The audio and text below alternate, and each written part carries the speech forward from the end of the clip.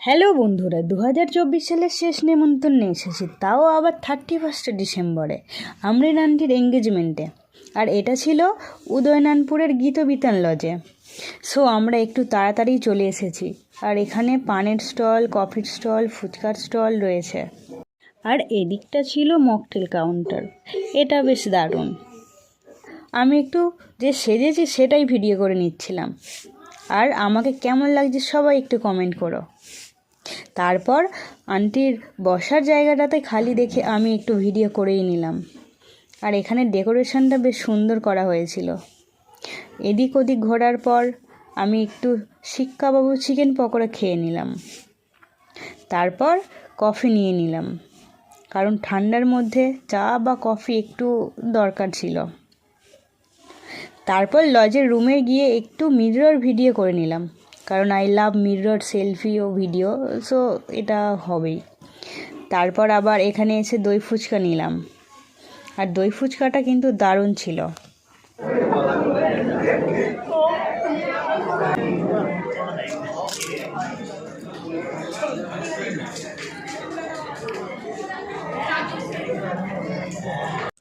আঙ্কেলের বাড়ি থেকে সবাই এসে গেছে তত্ত্ব নিয়ে। আর এই যে সব তত্ত্ব দেখেছো এখানের মধ্যে, এটা একটু বেশ ইউনিক ছিল।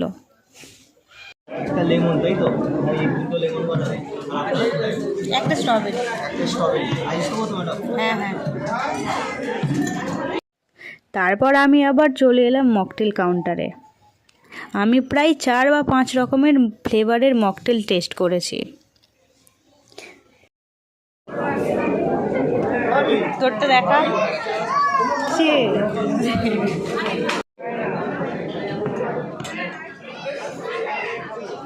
এই যে আন্টি আর আঙ্কেল, দুজনকে কি কিউট লাগছে তাই না?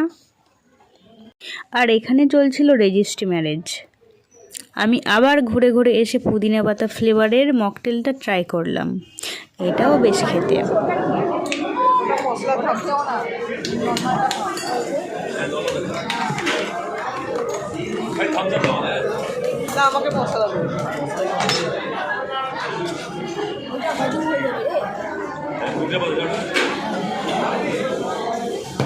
খেতে তারপর রাত 12টা বেজে গিয়েছিল, যার জন্য খিদেও পেয়ে গিয়েছিল।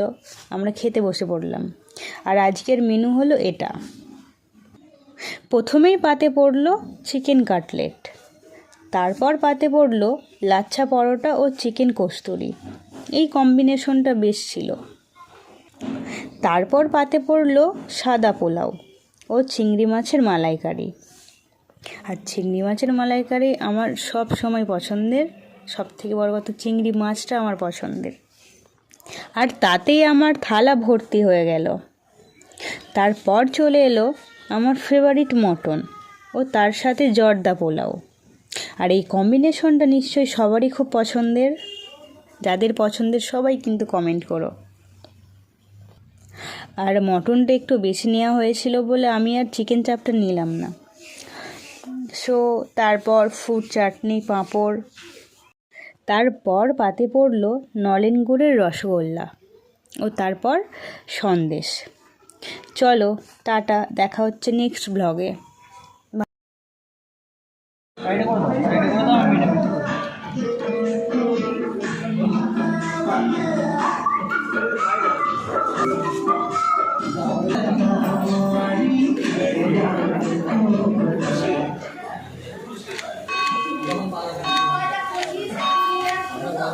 Happy New Year and congratulations both of you.